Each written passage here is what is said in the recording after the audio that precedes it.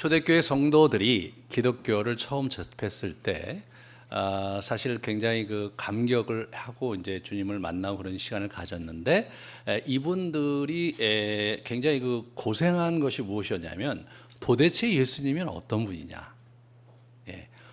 성경을 읽다 보면 어느 곳에서는 인간처럼 나오시고 어느 곳에서는 신처럼 나오시고, 예수님은 신이라고 하는데, 그런데 또 이분은 또 사람으로 또 살아가셨고, 그러니까 자기들의 경험으로 볼 때도 이것을 두 개를 어떻게 통합해야 될지가 상당히 곤혹스러웠어요. 그래서 한 200~300년 동안 예수님이 인간이고 신이신데 어디까지가 인간이고 어디까지가 신이며 어떻게 그분을 이해해야 될지에 대해서 고민을 많이 했고, 초대교회 모든 이단이 그 문제에서 이렇게 갈라지게 되는 겁니다. 그래서 이 족보는 사실은 그런 측면에서 예수님이 누구신가에 대해서 구체적으로 역사적으로 어떤 분인지를 추적하는 데 결정적인 근거와 단서가 됩니다.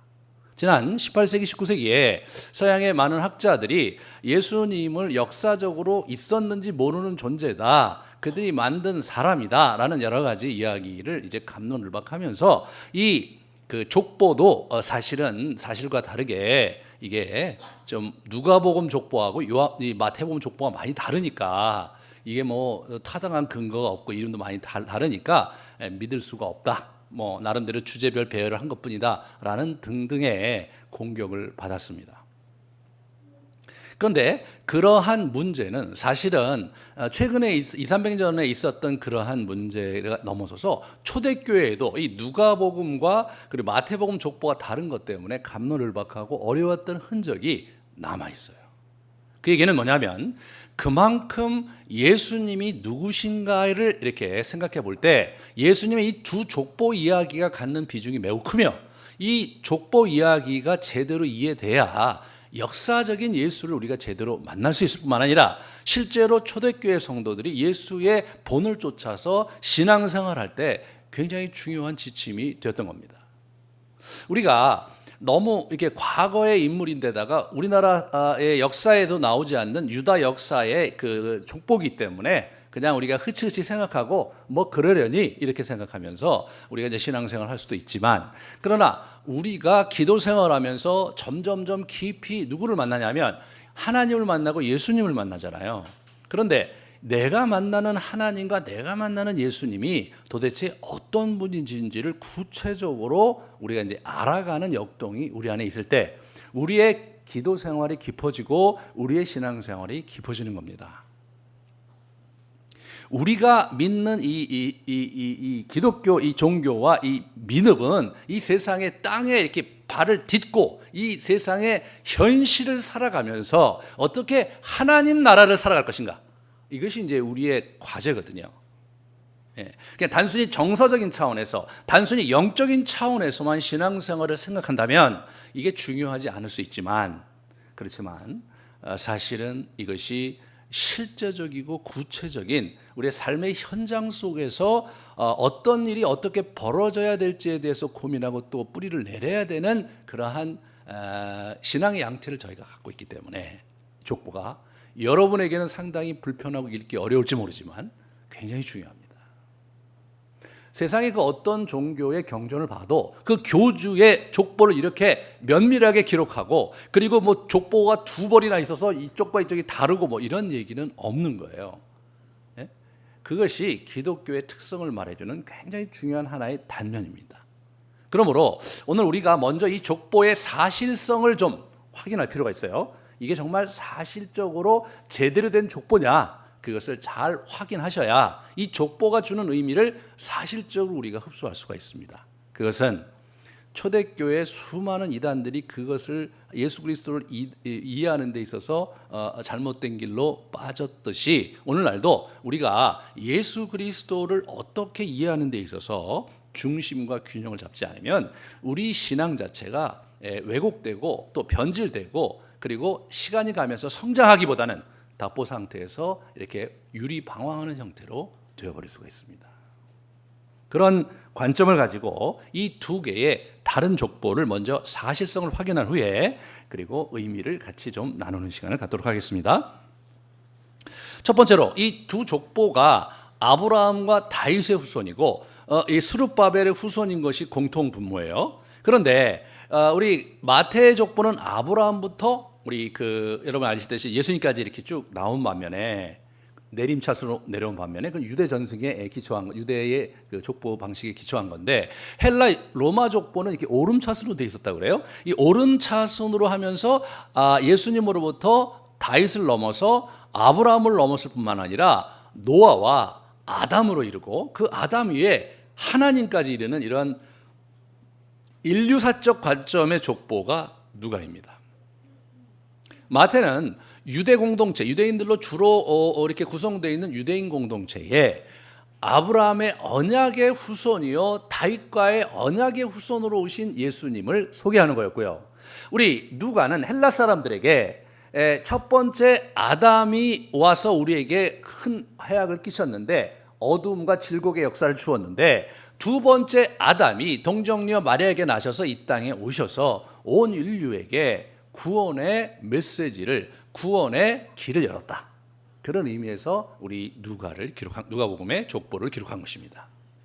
그래서 우리가 이제 대략적으로 그렇게 여러분이 이제 잘 이해를 하시고 그 다음에 누가는 남자들만의 족보를 기록을 했는데 마태는 여자들을 중간중간에 삽입했는데 그 여자들이 사연이 많은 여자들이에요. 가령 사라나 리브가나 이런 아주 추앙받는 위대한 인물이 아니라 누가 봐도 정말 동서고금을 막론하고 이런 사람들은 정말 이렇게 지탄의 대상이 되고 그리고 뉴스의 대상이 되고 그리고 뒷담화의 대상이 되는 그런 여인들 얘기를 마태가 기록하고 있어요. 그것도 정말 그 경건과 순결을 순종하는 삶을 그들의 삶의 모토로 삼고 있는 유대인들에게 그 엄청난 이야기를 들려주고 있습니다. 그런 부분이 여러분과 제가 이제 잘 생각해 봐야 되는 부분이고요. 좀 더 같이 의미를 생각할 때 이제 그 다음에 또 하나는 이 형식 자체가 마태는 14대씩 세 벌에 세 묶음으로 이렇게 쭉 돼 있어요. 그 다음에 우리 누가는 어떻게 되냐면 7대씩 해서 11묶음으로 돼 있어요. 다시 말해서 이게 그냥 이렇게 나열된 것 같지만 구조가 있었다는 거예요. 구조가. 그런데 한 가지 재미있는 것은 아브라함부터 다윗까지 14대 맞아요. 다윗부터 바벨론 포로기까지 14대 맞고요. 근데 바벨론 포로기 때부터 예수님까지는 실제로 세보면 13대밖에 되지 않습니다. 그럼에도 불구하고 마태복음 1장 17절에 보면 14대라고 얘기하고 있어요. 이게 무슨 얘기냐 이게 도대체.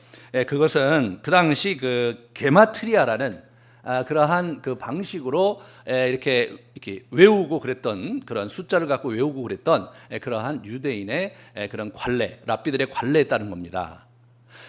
다윗이 굉장히 중요한 인물인데 이 다윗이 숫자 값이 14입니다. 그게 무슨 얘기냐면 그때는 아라비아 숫자가 없었으므로 숫자 값이 어떤 거냐면 알파벳이 각 숫자 고유값이 있었어요. 고유값이 알파벳이. 그러니까 그 다윗 알파벳을 다 합치면 14인 거예요. 그래서 14을 묶었어요. 근데 맨 마지막에 보면은 13인데도 14이라고 그냥 그러는 거예요. 근데 실제로 14대에 대한 거를 우리 지난번에 같이 봤던 역대기 상해 1장부터 9장에 보면 실제로 14이 넘어요. 중간중간에 생략이 많이 됐어요. 그렇다면 사실 밑에가 이게 한 명 정도 낑겨놔서 14을 딱 맞췄으면 좋을 텐데 그렇게 또 안 하는 거예요. 이런 것이 이제 재밌는 겁니다. 그 14을 어떻게 해요? 중요한 사람만 추렸고 꼭 필요한 사람만 추렸지 굳이 14이라는 것을 맞추려고 한 의도는 아니었다는 것을 보여주죠. 그것은 뭐냐면 그 당시 랍비들의 관례였던 거예요. 얘기를 그렇게 풀어가는 거예요. 어린 값으로 얘기를 하는 거죠. 14이다. 근데 그런 것이 이제 이거 봐라. 이게 이게 이제 요즘의 문서 기술 방식으로 보면 이게 틀린 거 아니냐. 이게 14이 아닌데 이거 자체가 문제다. 이렇게 시비를 거는 학자들이 우리 유럽에 있었고 그리고 그 친구들이 결국 유럽의 기독교를 심각하게 무너뜨려서 지금 이제 저렇게 되고 있는 그 근거가 이제 거기에 있습니다. 아무튼 그런 부분들을 우리가 이제 볼 때 우리 누가는 어떤 게마트리아를 사용한 거냐면 7이라는 성경에서 7은 완전수거든요. 예, 7이라는 완전수와 또 12도 완전수로 보거든요. 그러니까 7, 7, 7, 7, 11에서 12대, 그러니까 12, 뭐라 그럴까, 그 묶음, 12번째 묶음에 예수님이 계신 거예요. 뭔가 인류가 좀 어렵게 곁길로 나갔다가 뭔가 완성을 해서 가는 그러한 구도를, 그러면서 예수님이 그 14번째 묶음, 12번째 묶음의 첫 번째 본으로 나오고 나머지가 이제 그분 뒤로 이어지는 듯한, 예? 그런 이야기로 이게 기록이 된 거예요. 그러니까 상당히 고도의 의도와 고도의 그러한 구조를 가지고 두 개가 기록된 거다. 그 얘기는 무슨 얘기냐면 이게 그냥 여기저기 있었던 족보를 갖고 이제 적당히 이렇게 버무려 갖고 뭐 이런 집안이다라고 얘기하려고 한 게 아니라 저자는 아주 정확한 의도와 목적을 가지고 그것을 기록했다는 거예요. 그러므로 이 족보의 내용은 사실 여러분과 저에게 상당히 아주 중요한 시사점을 던져주는 포인트들이 있다는 거죠. 자, 여기서 우리가 좀 생각해 봐야 될 것은 이 집안이 굉장히 파란만장하고 우여곡절이 많은 그런 집안이에요. 자, 이 요셉의 윗대가 재밌어요. 자, 여러분 이제 첫 페이지 제가 이렇게 한들 가만히 보세요. 이제 마태는 이렇게 보시면 그 16절에 보시면 야곱은 마리아의 남편 요셉을 낳았다. 그렇게 나오죠? 야곱은 마리아 남편 요셉을 낳았는데 마리아에게서 그리스도라는 칭한 예수가 나왔다. 그렇게 나옵니다. 그런데 누가복음 3장 이제 23절을 보시면 사람들이 아는 대로 요셉의 아들이니, 그러니까 사람들이 아는 대로 요셉의 아들이니가 재밌는 거예요. 이게, 예? 그죠? 이게 의미 있는 표현이 뭐냐면 실제로 법적으로 뭐 사람이 아는 대로 그렇지만 실제로는 마리아에게서 낳았다, 그 얘기를 함축하고 있는 거예요, 이게. 그런데 요셉의 위는 헬리오 이렇게 나와요. 위는 헬리오 이렇게 이제 번역을 했어요. 근데 이제 이게 실제로 위라는 말이 영어로 of가 되는 거예요. 그러니까 어떻게 되냐면 요셉 of 헬리 of 마tat of 레위 이렇게 되는 거예요, 원어는요. 그걸 이제 그렇게 표현할 수가 없으니까 그 위에 이제 이렇게 쓴 거예요.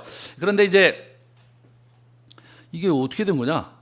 이게 어떻게 된 거냐 이거예요. 근데 이제 그러고 보니까 그 위로 쭉 이제 그 누가복음 보면 위에 있는 명단하고 그 다음에 이제 이거 야곱 위에 있는 명단을 쭉 살펴보면요, 이게 다윗 때까지 다 틀려요. 예? 다윗까지 다 틀려. 근데 다윗부터 또 아브라함까지는 또 같아요. 그러니까 이게 뭔가 다윗 때 뭔가 이게 달라진 거예요. 그리고 뭔가 요셉의 집안에 뭔가 특별한, 예? 그 숨은 비밀이 있는 거예요. 예? 어느 집안에나 남에게 말 못한 숨을 비밀이 있듯이 이 집안에도 뭔가 숨은 비밀이 있는 거예요. 자, 그러면은 한번 같이 생각해 보겠습니다. 이게 지금 왜 중간에 되냐면 이 다윗의 그 밑으로 어떻게 되냐면 솔로몬과 나단이라는 계열이 이렇게 달라지는 거예요. 한번 보여주실래요? 이게 보시면 나단과 솔로몬으로 나뉘어지는데 그 나단이 누구냐면 이 밧수아의 소생, 밧수아가 밧세바를 저렇게 발음한 거거든요. 밧세바, 그러니까 이 다윗의 밧세바에서 애가 넷이 있었는데 그 중에 하나가 솔로몬이고, 예? 그 다음에 그 전에 셋째가 나단이라는 거예요. 그러니까 솔로몬은 왕통으로 내려간 거고 나단은 그냥 평민으로 내려간 거예요. 물론 뭐 귀족이었겠죠 처음에는. 그렇게 그 다음에 이렇게 보시면, 그래서 그다음 도표를 보여주시면 이렇게 두 갈래로 이렇게 나눠지는 겁니다. 이렇게 두 갈래로. 그래서 한쪽은 솔로몬 라인이고 한쪽은 그 솔로몬의 형제 나단 라인으로 쭉 내려온 거예요. 쭉 내려와서 요셉인데 이 집안이요, 중간에 보면요, 이게 이렇게 이쪽으로 쭉 내려가다가 이렇게 중간에 두 번 만나요. 한 번이 어디냐면 스알데아라고 수룹바벨. 스알데아 수룹바벨, 그러니까 바벨론 포로기에 있었고 바벨론 포로기에 돌아온 사람이 수룹바벨이거든요. 그때 그것도 일치가 돼요. 그 다음에 또 일치가 안 되다가 어디서 일치가 되는 거냐면 요셉과 마리아에서 일치가 되는 거예요. 그러니까 두 번 일치가 되는 거예요. 이게 도대체 왜 이렇게 되느냐? 그것은 이분들의 그 족보 기술 방식과 그 가족의 이 대를 이어가는 방식에 있어서 좀 다르기 때문에 그렇습니다. 그것은 뭐냐면 이 형사 취수제라는 거, 우리나라에도 이제 고구려 시대와 그 흉노족 같은 경우는 형사 취수제가 있었던 거예요. 보통 유목 사회에서 그렇게 했다고 그래요. 그러니까 이제 형제가 누가 이제 중간에 죽으면 그 미망인에게 그 형제들이나 또는 가까운 친척이 잠자리를 같이 해서 애를 낳아서 그 집안의 대를 잇게 만든 거였어요, 이게.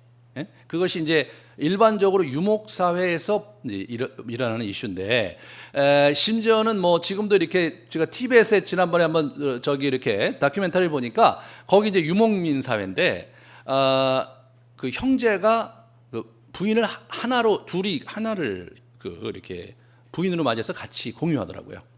그 왜 그렇게 됐느냐?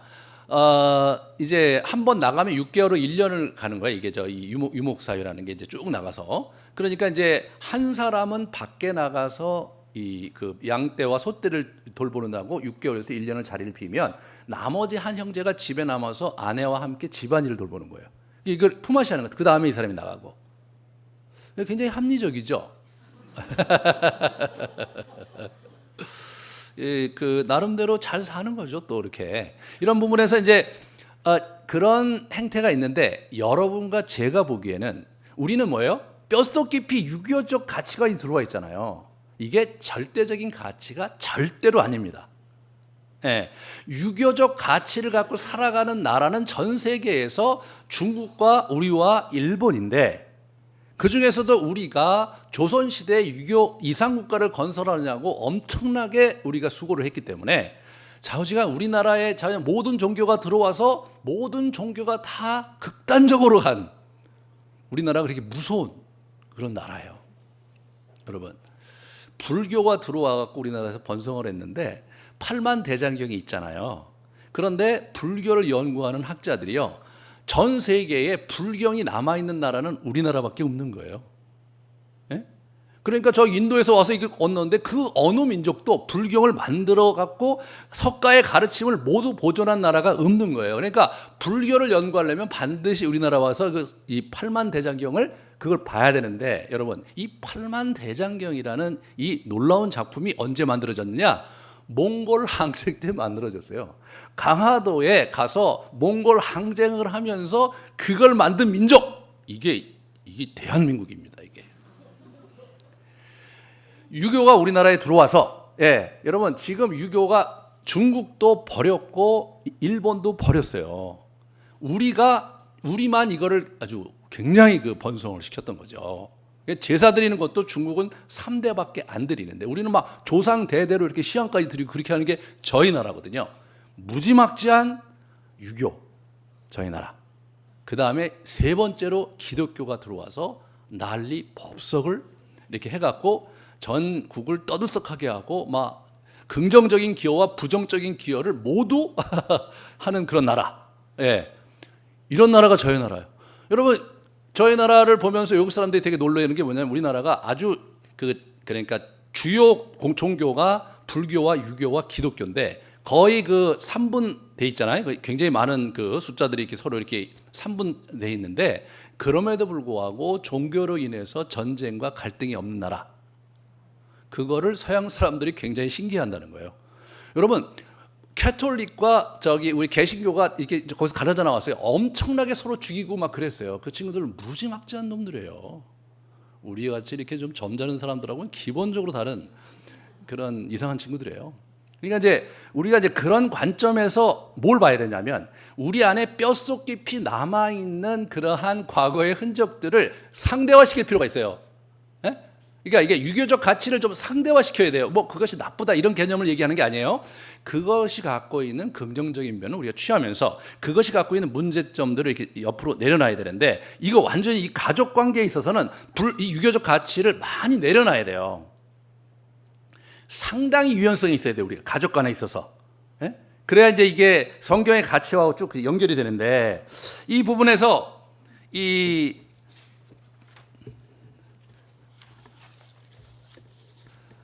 형사 취수죄이기 때문에 그 형이 이제 또는 동생이 돌아가서 그 형제들이 가서 잠자리에서 애를 낳으면 그 사람이 어떻게 되냐면 그 형제의 집안에 입적이 되기도 하고요. 그 다음에 우리나라에도 그런 건 있었어요. 뭐냐면 아기가 씨가 없으면 같이 동성동본의 그 가까운 친척 중에 그 아이를 입양하는 거죠. 그런 것도 있었어요. 근데 이 사람들 이런 게 있었어요. 딸밖에 없잖아요. 그 집안의 대를 못 이으면 어떻게 되냐면 사위를 얻어서 대릴사위제가, 대릴사위가. 요셉이 대릴사위예요. 이 사람이 대리사회예요. 근데 이제 이 얘기가 초대교회에 이게 기록에 남아 있는 거예요. 그래서 초대교회도 이 두 예수님이 누구냐에 따라서 저기 엄청나게 이단이 있었거든요. 나중에 제가 이제 쭉 제가 정리를 해드릴 텐데 신약 2에서 이단 논쟁과 투쟁이 심했어요. 그러한 과정에서 이게 이제 예수님의 역사성이 굉장히 문제가 되고 예수님의 족보가 맞느냐 때문에 초대교회 때부터 갑론을박이 심해서 아프리카누스라는 그 유명한 사람이 이제 그거를 추적해서 그거를 글을 남겼는데 그거를 유세비우스라는 4세기의 기독교 역사가가 그걸 기록을 해놨어요. 근데 뭐냐면 이 사람이 추적을 해갖고 예수님의 그 가문들과 혈통들하고 인터뷰를 낸 결과를 이제 기록을 해놨는데 실제로 AD 90년대 후반에 도미티안 황제가 큰 박해를 합니다. 기독교 박해를. 그 박해 속에서 사도 요한이 밤모습에 귀환가는 그런 일이 있었는데 그때 그 황제가 이제 막 기독교에 대해서 핍박을 하면서 왜냐하면 이 사람이 황제 숭배를 하면서 자기의 제국을 돈독히 하려고 마음먹었는데 기독교가 이제 황제 숭배를 반대하고 또 그렇게 하지도 않았기 때문에 그 부분에서 정치적으로 이 사람이 굉장히 좀 어려웠던 것 같아요. 그래갖고 이제 유대인의 왕이라고 하고 이제 그런 그 가문 그 당시에 기록에 의하면 예수님의 혈통적 가문들이 굉장히 존중을 많이 받았대요. 기독교가 빠른 속도로 번졌기 때문에. 그래갖고 이제 자기 왕궁으로 불러갖고 물어본 거예요. 도대체 당신들이 믿는 게 뭐냐? 당신들이 얘기하는 그 하나님의 나라라는 게 그 왕이라는 게 뭐냐? 그랬더니 황제시여 사실 그게 아니라 우리가 추구하는 나라는 이 땅에 있는 나라가 아닙니다. 하늘나라에 있는 나라고 인류의 정말 마지막 때에 우리가 믿는 나라가 이 땅에 내려온다는 것을 믿고 있습니다. 그랬더니 이 황제가 아무 소리도 안 하고 가만히 있다가 내보냈다는 거예요. 그 사람들 그 예수님의 형제 자매들 가문에 있는 사람을 내보내고 그때 핍박을 멈춘 거예요. 핍박을 그때부터 작자들이 그때부터 멈췄고 그래서 밤모섬에 귀환 갔다가 죽을 수밖에 없었던 사도 요한이 풀려나게 되는 겁니다. 그래서 요한복음도 쓰고 요한계시록도 쓰고 이제 그렇게 하면서 기독교의 새로운 국면을 이제 요한이 준비를 합니다. 그런 걸로 봐서 그 당시에 예수님의 가문이 이제 누구라는 것들이 혈통적 가문이 누구라는 것들이 사람들에게 많이 알려졌기 때문에 이 사람이 인터뷰하는 것은 어렵지 않았고 실제로 마리아가 이제 사도 요한과 함께 AD 이제 그 후반부에 70년대 후반부에 예배소에서 같이 있었고 지금도 마리아가 살았던 집이 거기 가면 있거든요. 그런데 그렇기 때문에 이제 그것이 굉장히 신빙성이 있거든요. 그 무슨 얘기냐면 그 헨리와 이 야곱이 사실은 어떻게 되냐면 동복 형제라는 거예요. 동복 이부. 아버지가 달라요. 아버지가. 그래서 이제 실제로 그 집안에 대가 끊기는 바람에 이쪽 어디입니까? 이 솔로몬 라인에 있는 집안의 사람이 이제 그쪽에 미망인하고 결혼해서 낳은 사람이 누구냐면 이제 헨리고 실제로 야곱은 그 사람이 낳았어요. 그런데 헨리가 이제 우리가 보면 어떻게 되냐면 요셉의 그 장인이 되는 거예요. 그러니까 예수님의 이제 혈통적으로 보면 예수님의 이제 외할아버지예요. 어떻게 된 거냐면 헨리가 딸을 둘을 낳은 거예요. 딸을. 근데 아들이 없었던 거예요. 그 하나가 마리아고 또 하나가 세베대의 어머니 그 두 사람. 그 두 사람인데 실제로 이제 없으니까 이제 이쪽 둘이 이제 형제잖아요. 헨리와 우리 이제 그 야곱이라는 사람이 어머니가 같잖아요. 아버지는 다르지만. 그래서 이제 야곱이 어떻게 되냐면 헨리네 집에 자기 아들을 보내는 거예요. 그게 요셉이에요.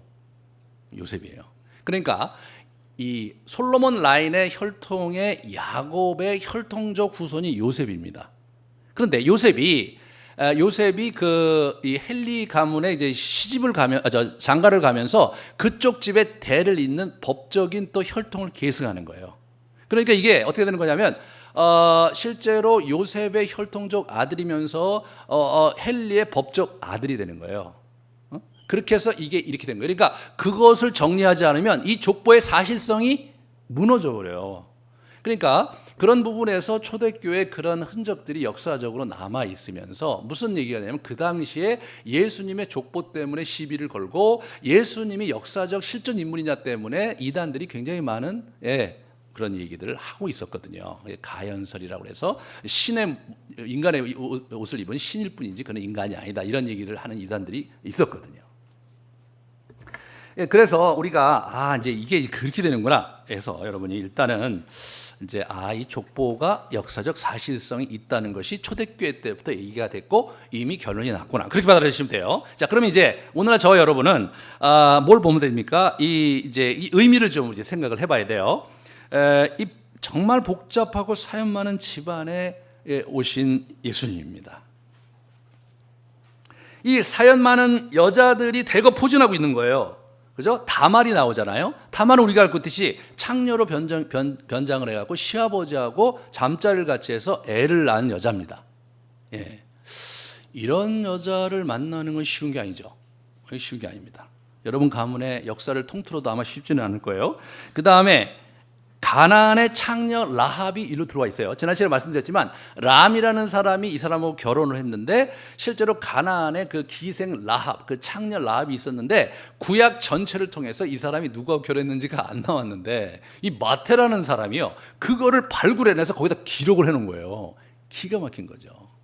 이분이 이 마태의 이 기본적인 글을 쓰는 성향이 뭐냐면 노골적으로 써요. 아주 그냥 직언하는 거예요.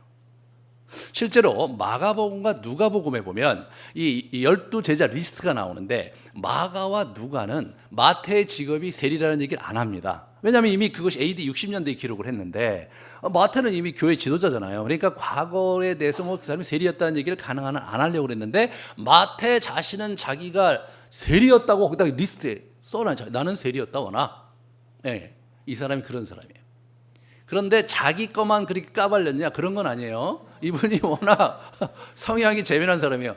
그 마가와 누가가 이렇게 보면은 예수님이 이제 그 마지막으로 예루살렘에 올라갈 때 이제 이 야고보와 요한과 야고보가 뭐냐면 이제 중간고사에서 수석한 사람이 우리 그 베드로잖아요. 예? 그렇기 때문에 그 수석 자리를 계속 넘보고 있었거든요, 둘이요. 그러다가 이제 때를 만나갖고 이번에 가면은 뭔 일을 벌어질 것 같이 이제 느껴져갖고 예수님한테 나와서 예수님, 당신이 권세를 잡으시면 우리를 좌편과 우편에 앉아주십시오. 그런 얘기하는 게 마가복음과 누가복음에 나옵니다. 근데 그거를 마태는 그것에 플러스를 해갖고 뭐냐면 사실은 세베대의 어머니가 와갖고 친인척 청탁을 한 거다. 그래갖고 요즘 우리가 벌어지는 이러한 친인척 비리와 수많은 그 비리, 비선 실세, 그죠? 그런 비리를 이렇게 책에다가 기록을 해놓음으로써 영원히 그것의 진실성을 밝히고자 했던 인물. 그분이 누구냐면 그분이 마태인데 이분이 예수님의 족보에도 똑같은 이런 관점과 태도로 그걸 기록을 하신 거예요. 참 이 마태는 재밌어요. 제 느낌에는 저는 잘 모르는데 이제 여러분이 이제 한나라 가서 한번 물어보세요. 제 추측이 맞는지. 이분이 세리면서 굉장히 그 당시 민족주의자한테 천시받고 이 종교 지도자한테 많이 천시받고 그랬잖아요. 이게 막 그게 앙심이 있었던 거 아닌가. 그래서 뭐 너희들은 깨끗하냐? 뭐 나만 더럽냐? 그러면서 나도 세리고 너희들도 뭐 볼 건 없지 않냐? 뭐 그런. 사실은 이 예수님의 집안이 그렇게 된 거예요. 그 다음에 뭡니까?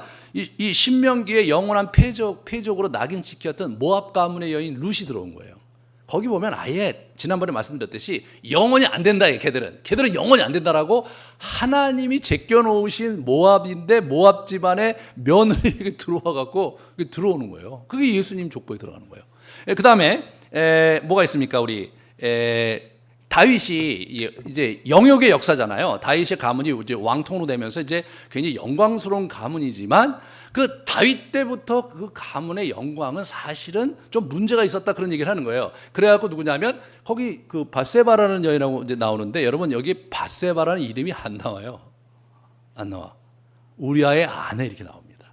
이제 영어 성경 같은 데 보면 밧세바라는 이름이 나오긴 하는데 원어에는 안 나와요. 그러니까 누가의 이 마태의 신보가 그대로 드러나는 거예요. 그냥 밧세바하고 결혼해서 애를 낳았다. 이게 직성이 안 풀리는 거예요. 예? 그 밧세바가 중요한 게 아닌 거예요. 예? 엉뚱한 남자의 아내로 맞이했다 이거예요. 그런데 그 후손이 바로 이 집안이다 이렇게 나오는 거예요. 근데 다윗이 애를 굉장히 많이 낳았거든요. 그러면 이제 솔로몬 라인으로 보면 바세바 라인인데, 근데 나단의 혈통도 이쪽으로 했고 마리아로 쭉 오르는 혈통이 또 있잖아요. 그런데 그것도 공교롭게도 나단인데 그 어머니가 바세바야. 그러니까 예수님은 법적으로 보나 혈통적으로 보나 바세바를 비켜갈 수가 없어요. 그래서 이 명백하게 다윗과 바세바가 로맨스로 맺어진 사이가 아니라 그게 불륜이었다. 그러니까 이 집안은 어떤 집안이냐? 한마디로 콩가루 집안이다. 마태가 기술하는 예수님의 족보 이야기는 뭐냐면 이 집안은 콩가루 집안이었다. 그 콩가루 집안에 하나님의 언약이 있었고, 그 콩가루 집안에 어떻게 이렇게 가다가 이상한 왕들도 많이 나타났지. 가령 므낫세 같은 왕도 나타나갖고 힘들게 했지만 궁극적으로 그 약속의 성취로 예수 그리스도가 오셨다. 그 얘기를 마태가 하는 거예요.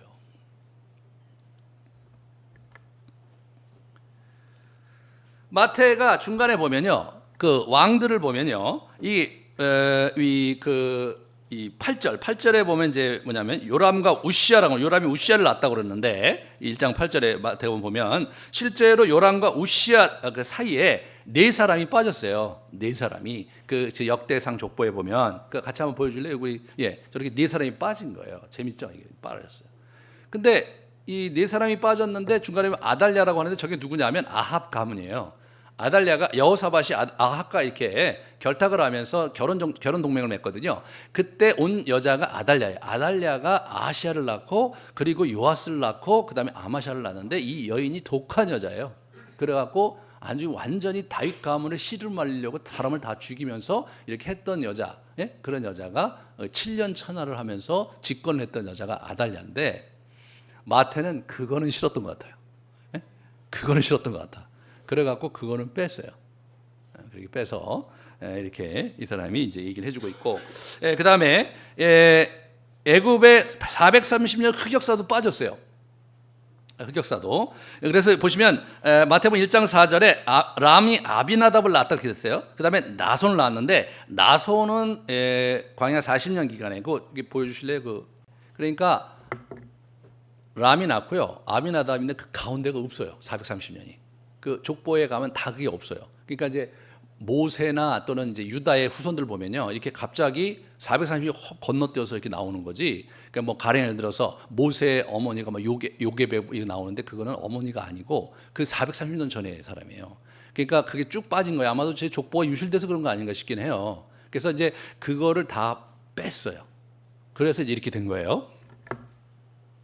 그다음에 이분이 이제 그 몇 번이고 대가 끊겨서 형사 취수죄로 대를 이어가야 했던 그런 찬란한 왕들이 나왔던 영광도 있었지만 파란만장한 시대의 흐름 속에 악행을 행했던 자들이 질비한 가문, 그것이 이 예수님의 가문입니다. 그래서 그 정말 여기저기 상처와 어그러짐이 있었던 그 풍상 많은 집안에 예수님이 오셨다는 거예요. 야, 진짜 이게 정말 그 여러분과 제가 좀 고민해 봐야 되는 거죠. 예수님이 여러 집안에 오실 수 있었잖아요. 그러니까 좀 더 순수하고 정갈하고 그런 집안에 오실 수 있었는데 그렇게 하지 않고 평범한 집안이면서 좀 위대한 면모도 있지만 그러나 또 굉장히 어그러지고 그리고 콩가루 같은 그 집안, 이런 아주 문제가 많고 복잡하고 대가 몇 번이나 끊겨 뺐고 막 이런 우여곡절이 많은 집안에 이분이 그 아들로 오셨다는 거죠. 이것이 참 그 저와 여러분에게 좀 위로와 힘이 되기를 원합니다. 예수님이 그런 누추하고 그런 콩가루 집안 같은데 거기에 자기의 몸을 두러 오신 분, 그것이 참 예수님이시고, 그러므로 그분이 우리 집안 같은 또는 나 같은 사람에게 오셔서 우리 인생을 챙겨주실 거라는 소망과 신뢰가 생기는 거죠. 그러면 이 부분에서 우리가 이제 그 예수님께서 오심으로써 어떻게 됩니까? 이 집안이 완전히 해독이 되는 거예요. 예수님은 이 집안의 가문의 해독제이신 거예요. 위로 쭉 해독이 되는 거죠. 그죠? 쭉 해독이 되는 거예요. 그래서 이 여인들이 사실은 족보에서 이렇게 빠지잖아요. 그러니까 이 족보에서 이분들이 다시 이렇게 이렇게 나오잖아요. 그래서 그들이 이 집안에 이렇게 편입이 되는 그런 걸 보여주고, 그들이 악행도 사실은 므낫세 같은 그런 악행 이런 것들도 이 집안의 그 흑역사로 남아 있으면서도 그 축복이 흘러가는 약속의 주님으로서의 예수님을 우리 마태는 기록을 한 거죠. 누가는 뭐예요? 누가는 이게 첫 번째 아담에서 두 번째 아담으로 오는 역사거든요. 첫 번째 아담에서, 그러니까 하나님이 아담을 만드셨는데 아담이 죄를 들여와서 그냥 질이 멸렬하고 힘든 그런 역사를 가진 집안에 이제 여자의 후손으로 오신 거예요, 이분이요. 그래서 창세기 3장 15절에 여자의 후손 얘기가 나오는데, 그 원복음이라고 그러잖아요. 그 예수님에 대한 그런 얘기가 나오는데 그 여자의 후손으로 오는 거예요. 그래서 마리아에게서 났다 이렇게 나와요. 여러분, 이 마리아에게서, 마태복음의 주어가 어떻게 된 거냐면, 보통 여자한테 어떻게 하면 뭐 람이 라합에게서 누구를 낳고 이렇게 나와요. 주어가 람이 낳은 걸로 하는데 실제로 예수님은 마리아가 낳고 이렇게 되는 겁니다. 마리아 낳고. 이런 부분이 사실은 의도적으로 이제 기록한 게 분명하고, 그 다음에 이제 이 누가는 이것을 이제 일반 헬라인에게 전해야 되기 때문에 좀 더 월드와이드한 세계관적 관점에서 온 일을 구원하기 이 땅에 오신 분이시다. 그러한 분이 하고, 그다음에 3장 마지막이기 때문에 4장이 뭐냐면 이 두 번째 아담으로 시험 받는 게 나오는 거예요. 광야에 시험 받는 게. 그러니까 마태복음은 첫 번째부터 언약의 주님으로 구약에 약속된 예수님이 오셨다. 그것이 뭐냐면 그 족보가 끝난 다음에 처녀가 잉태해서 아들을 낳았다. 이건 하나님의 아들이다. 그 다음에 동방박사 얘기가 나오면서 왕으로 다윗의 후손으로 오신 것이다. 그게 이제 이 다윗의 이 마태의 기조예요. 근데 우리 누가의 기조는 어떻게 된 거냐면, 누가는 이분이 공생애를 30세쯤 시작했다. 그리고 나서 공생이 시작하면서 이분이 이제 그 시험 받으러 가는 장면인데, 그 가운데 이분이 한 인간으로 오신 예수님을 얘기하면서 두 번째 아담으로 오셔서 에덴 동산에서 첫 번째 아담이 우리 사단에게 시험 받아서 무너진 그 자리에서 그분이 한 인간으로서 사단과 대결하는. 여러분, 그래서 이 사단과 대결할 때 가만히 보시면 사단이 뭐냐면 돌로 빵을 만들려고 그래요. 그 사단도 알아요. 그거 예수님이 그 돌로 빵으로 만들 줄 알잖아요. 예수님도 그거 자기가 못 하시겠어요? 하실 수 있는 분이죠. 너 위에서 뛰어내려봐라. 너 살 수 있지 않느냐? 사단도 알고 우리 예수님도 알아요. 그런 거 사뿐히 이렇게 막 구름 타고 오실 때까지 사뿐히 이렇게 우아하게 짠하고 이렇게 착지하실 수 있는 분이라는 것을 서로가 다 아는 거예요. 서로가 다 아는 게임을 왜 하냐? 그 자리에서 예수님께서 욱하는 자식이 이렇게 하면서 한번 자기의 신성을 사용하기만 하면, 그럼 뭐예요?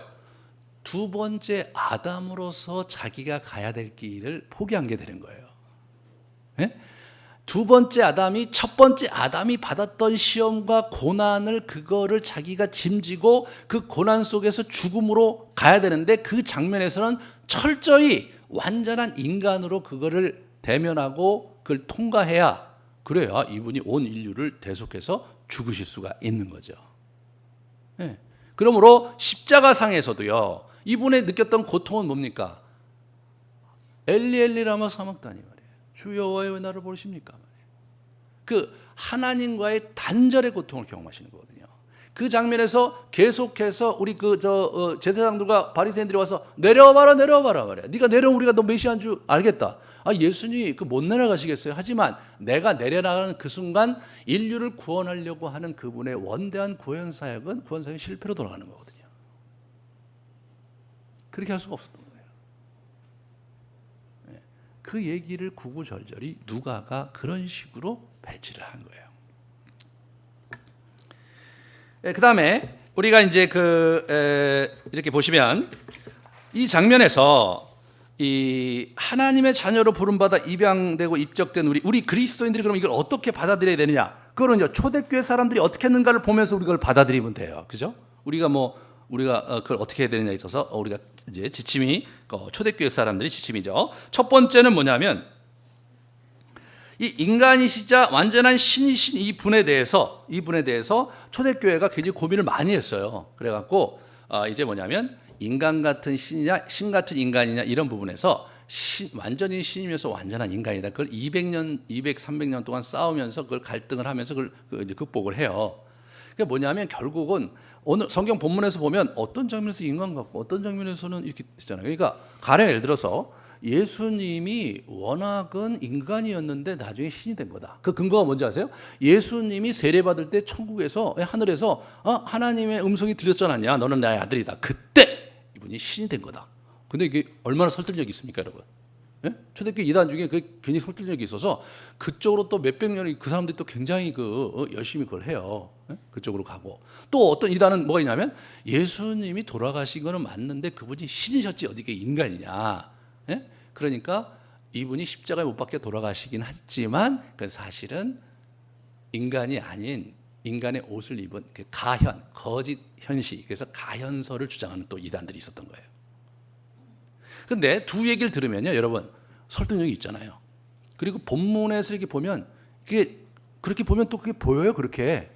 그래서 그런 이론을 이제 했는데 그게 이제 이렇게 회의하면서 그 과정에서 자꾸 아닌 게 드러나는 거예요. 왜냐하면 이분들은 예수님을 만나고 있는 사람들이잖아요. 지금 막 죽어 넘어져가고 막 그랬잖아요. 막 고난 받고 순교하고 그러기 때문에 예수님을 일상에서 만나는 사람들이기 때문에 그거는 내가 아는 예수님은 아니다.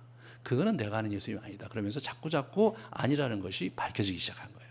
그러면서 신인 기독론과 삼일체의 이게 교리가 쭉 정리가 돼요. 나중에 이제 여러분 그 신약 투하면 제가 자세히 말씀을 드릴게요. 이게 뭐냐면 설명이 되면요. 그러면 여러분 신이 아니에요. 네? 이분이 우리를 만드셨잖아요. 우리를 만드셨기 때문에 이게 이 지상의 언어와 지상의 개념과 우주의 언어로 설명을 할 수가 없는 분이죠.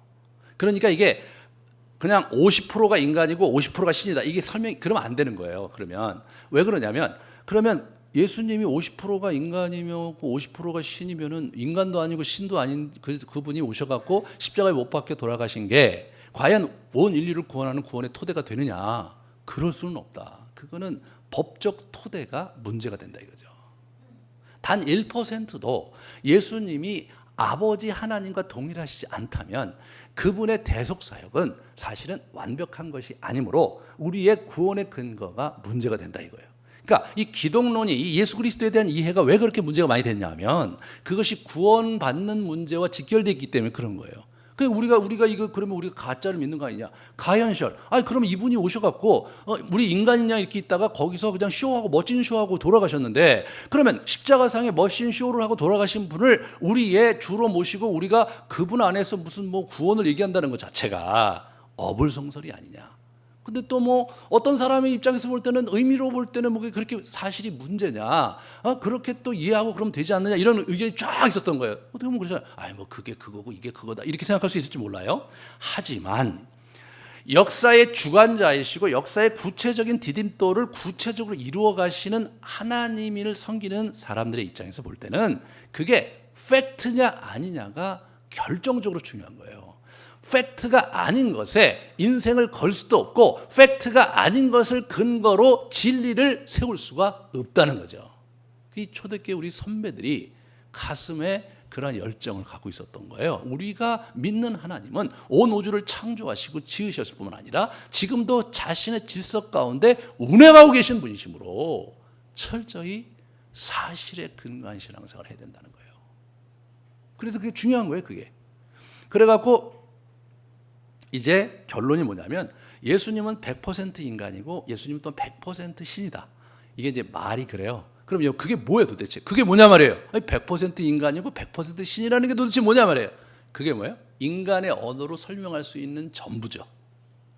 전부예요. 여러분 우리가 컴퓨터를 만들어서 인공지능을 만들었어요. 근데 그 친구가 인간을 이해한다고 해봐야 인간을 정확히 설명해낼 수가 없는 거잖아요. 그죠? 그래갖고 뭐 요새 뭐 나는 감정이 없다, 나는 심장이 없다 이런 친구가 나타나갖고 이제 주일날 저녁을 이상하게 만드는 친구가 나타나는데 그게 맞는 거죠. 그렇게밖에 표현이 안 되는 거예요. 컴퓨터는 인공지능은 인간을 정확하게 묘사할 수가 없죠. 왜? 우리가 창조주잖아요. 피조물은 창조주를 온전하게 이해할 수 있는 언어는 없는 거죠. 그러니까 이게 뭐냐면 경계를 만들어요. 경계를. 여기까지 이 테두리 안에서 예수님을 이해해라. 초대교회 때 그분들이 우리에게 주신 결론이에요. 그러므로 그런 결론을 가지고 이것을 잘 들여다보는 데 있어서 초대교회 성도들이 그런 관점 속에서 이 족보를 이게 잘 재해석했는데, 이게 참 재밌는 게 뭐냐면요, 누가가 그걸 여러분 인지하고 있었다는 거예요. 어떻게 신이면서 인간이냐? 완벽하게 인간의 계보 속에 오셨을 뿐만 아니라 또 완벽하게 신의 기원을 가졌을 뿐만 아니라, 그죠? 하나님으로 가는 완벽하게 처녀로 해서 또 신의 기원을 갖는, 그리고 이 동정녀 마리아에게 태어나셨다가 굉장히 중요한 거예요. 그래서 사도신경에 본디오 빌라도에게 고난을 받으사 동정녀 마리아에게 태어나시고 본디오 빌라도에게 고난을 받았다. 이게 무슨 얘기냐면 동정녀에게 태어났다는 것은 하나님이시면서 신이신 분이죠. 첫 번째 아담은 흙에서 왔어요. 그러니까 완전한 인간이죠. 두 번째 아담은 어떻게 돼요? 반은 하나님으로부터 분명히 또 반은 인간의 몸으로 왔기 때문에 첫 번째 아담과는 다른 면모가 있는 거예요. 인간의 몸으로 왔기 때문에 아담이지만 수정란에 의해서 오신 분이 아니기 때문에 또한 신성이 거기 들어가 있는 거란 말이죠. 이것이 이제 신인 기독론을, 하나님이 신이라는 기독론을 우리가 잘 이게 정리하게 되는 굉장히 중요한 기초가 되는 거예요. 다 이해 못하셔도 좋아요. 근데 제가 다 이해 못하셔도 좋아요. 이거 수백 년 동안 싸운 거예요. 그런 게 중요한 게 뭘 얘기하려고 하는 거냐면 좀 이해하기 어려운 분이다. 예? 하나님이고 신인데 좀 이해하기 어렵다. 그러니까 우리가 사귀면서 알아가자. 그게 초대교회 성도들의 결론이에요. 대신 초대교회 때 명백하게 잘못 개념 지은 거는 이게 아니라고 이렇게 하자. 그런 얘기를 제가 드리는 거예요. 자, 그러면 이 부분이 법적으로 이제 이 사도 바울은 어떻게 그들이 받아들였냐면 이 양자라는 개념을 썼어요. 이 사람이요. 보세요. 이 로마서에 보면 양자형을 받았으므로 우리가 아빠 아버지라고 부르짖느냐. 그래서 우리가 그리스도 안에 그를 영접하면 어떻게 해요? 하나님의 자녀가 되는 권세를 주셨다고 요한복음 1장 12절에 말씀하시죠. 우리 하나님의 자녀가 됐어요. 하나님의 자녀가 되니까 어떻게 된 거냐면 우리가 양자의 영을 받아서 하나님의 아들이 됐다. 하나님의 딸이 된 거예요. 그런데 어떤 딸이냐면 17절에 자녀이면 또한 상속자, 곧 하나님의 상속자의 그리스도와 함께한 상속자다. 그리스도 안에 상속자. 그러니까 뭐냐면 이게 그리스도와 형제가 되는 그런 상속자가 된 거죠. 그러니까 우리는 뭐예요? 그리스도 가문에 편입된 거예요. 우리가 그리스도 가문에 편입된 거란 말이에요. 법적 지위가. 그리스도 가문에 편입되니까 우리의 조상이 아브라함이 된 거예요. 그 얘기를 사도 바울이 그거를 묵상하면서 그 내린 결론인 거예요. 아, 그래. 그럼 우리 아브라함 후손이네. 그래. 예수 그리스도 안에서 모든 자들이 양자로 입양되면서 그리스도를 믿는 자들이 그 법적 혈통 안에 들어간 거다 이거죠. 유교적 관점에서는요, 법적 혈통을 그렇게 중요시 여기지 않죠. 그냥 법적인 혈통이고 그것은 법적인 거고 그 혈통과는 아니다. 친자와 양자는 절대로 같을 수가 없죠. 하지만 로마 사회도 친자 양자가 구별이 안 됐을 뿐만 아니라 이 유대인 사회에서의 족보는요, 친자 양자 개념이 굉장히 또 이렇게 막 흐치흐치 이게 막 이 가문에 이게 흐르게 굉장히 흐치흐치해요. 약속을 이어받고 그들이 나름대로 그냥 우리가 이 사람을 자녀로 삼자 이렇게 하고 하면 그게 다 자녀가 되는 거예요. 다 자녀가 되는 거예요. 그래서 하나님의 섭리와 경륜 중에서 이 친구들이 성이 없어요. 재밌죠? 여러분 이름에 성이 없으면 이 서양 다 성이 있고 이름에 성이 없다는 게 패밀리 네임이 없다는 게 이상하잖아요. 이들이 패밀리 네임이 없어요. 참 신기하죠. 그러니까 우리가 아브라함의 후손이라고 해도 아무 문제가 안 되고 중간에 또 나타나는 동사도 또 굉장히 또 아주 굉장히 융통성이 많아. 그러니까 그냥 어떤 놈이라도 쩍쩍 들어오면 다 그냥 후손이 되는 거예요. 우리는 양자로 들어가면 이게 성이 문제예요. 야, 아버님 어떻게 되시니? 아버님이 안 계십니다. 야, 너 이씨잖아. 예, 사정이 있었습니다. 이런 얘기 안 해도 되는 거예요. 이런 얘기 안 해도 되는 거예요. 아버님 성함이 어떻게 되시냐? 예, 아버님 성함이 이렇게 되십니다. 그러냐? 끝. 이게 아주 말끔해요. 이게 이제 이 히브리어가 갖고 있는 신비가 있어요. 또 하나의 신비가 뭐냐면 이게 이 시가 운율이 거의 없어요. 고대 시의 특징은 정형시잖아요. 시 운율이 없어요. 그러다 보니까 이게 번역을 하잖아요. 그러면 히브리 시의 맛이 거의 전달할 수가 있는 거예요. 현대 시의 사전적인 정의가 뭐냐면 고대의 정형시와는 달리 정형의 틀을 깨우는 자유로운 형식의 시, 그게 현대 시의 개념이에요. 근데 그게 히브리 시예요. 와, 저는 이거 시 공부하다가 참 하나님의 경륜이 있었구나. 이게 전 세계 언어로 번역이 돼도 그게 전달이 되는 거잖아요. 우리 시조를 번역해 갖고 전달은 불가능하죠. 불가능해요. 예. 그렇잖아요. 태산이 높다 하되 하늘 아래 매이로다. 예? 오르고 또 오르면 못 오를 리 없건만은 사람이 제한이 오르고 매만 높다 하더라. 번역이 됩니까 이게? 번역이 안 되는 거예요. 그러니까 이제 이 히브리 언어가 그런 거예요. 하나님께서 이게 거의 그 어떻게 하냐면 인류의 구원을 놓고 이게 언어 전체와 이러한 이 명명 시스템까지 이분이 다 그렇게 하신 것이 아니냐. 그게 이제 그렇게 되고 그거를 초대교회에 바울이 아예 그렇게 정리를 해버렸어요. 그 다음에 그럼 초대교회 성도들은 또 어떻게 되냐? 초대교회 성도들의 이 사막의 수도승들 이런 사람들이 뭘 했냐면 우리가 예수님의 가문인데 그러면 우리는 어떻게 되냐면 신의 성품에 참여하는 사람이 돼야 되지 않냐? 그 얘기를 우리 저기 합니다. 우리 베드로후서에 베드로 사도가 한마디 해요. 우리가 뭡니까?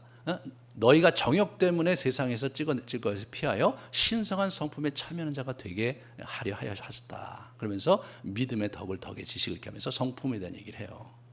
그러니까 제발 좀 가문에 지금 걸맞는 삶을 살아야 되지 않냐. 너 예수님 가문이면 예수님 같은 형제가 왜 그 모양이냐. 그러니까 너가 신의 성품에 참여하는 자로 살아야 되지 않냐. 베드로가 한 얘기예요. 저 사람이 배반까지 하고 뭐 인생이 좀 험악한 사람인데 이제 나중에 그걸 깨달은 거죠. 저거를 초대교회 사막의 수도승들 초대교회 교인들이 저걸 굉장히 깊이 받아들이면서 살아간 거예요. 우리가 신의 성품에 참여 어떻게 해야 되느냐? 자기를 갈고 닦고 기도를 좀 깊이 하고 자기 묵상과 성찰과 침묵 속에서 이런 것들이 다 저거를 이루기 위해서 이분들이 끊임없이 이렇게 노력을 한 거더라고요. 우리가 모두가 예수 그리스도 안에서 그분의 가문이 되었으므로 가문에 적합한 인생을 살아라. 그 예수님이 오심으로써 우리의 모든 우리 집안의 가문의 악한 것과 어두운 것이 해독이 되면서 참 생명의 길로 갈 수 있는 토대를 그분이 놓아주셨어요. 그러므로 그분을 바위 삼아서 그분을 기초 삼아서 우리의 인생과 가문을 세워가시는 복된 여러분 되시기를 축원합니다. 같이 우리 기도하시겠습니다.